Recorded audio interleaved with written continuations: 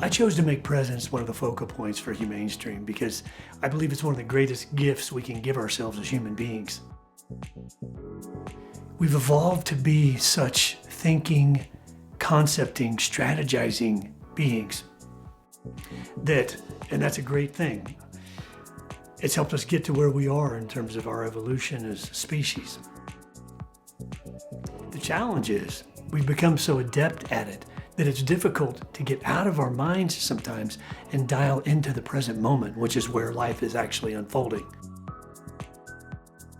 I'd always thought of the present moment as this little sliver of time between a vast past and a vast future. And there was this little like a quarter of a second. A moment is just and then when I realized it's always the present moment and it's always now, I remember that my experience was sort of like these things taking us back seat to what is. What's cool about being more present in our lives as well is things become lighter. There's a spontaneity that can arise where you feel like you can just think and do anything you want. You realize you're free to do that because you're not caught in your thoughts. The train of thought is stopped in its tracks. To be free of what is even going to be expressed next in this video right now.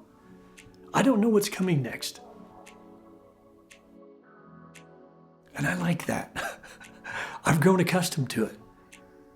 I'm not always present, by the way. Most of the time, I'm still caught up in my head.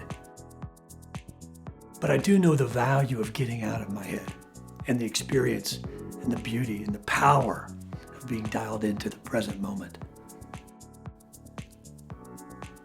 And I know that to do that and allow that to be my experience as often as possible brings me more joy, more fulfillment, more connection to this life, to the beings on this planet, to life itself, to the experience of understanding that I am connected to all of this.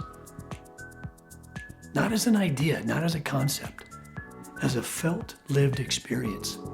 We all deserve that. We all deserve more presence in our lives.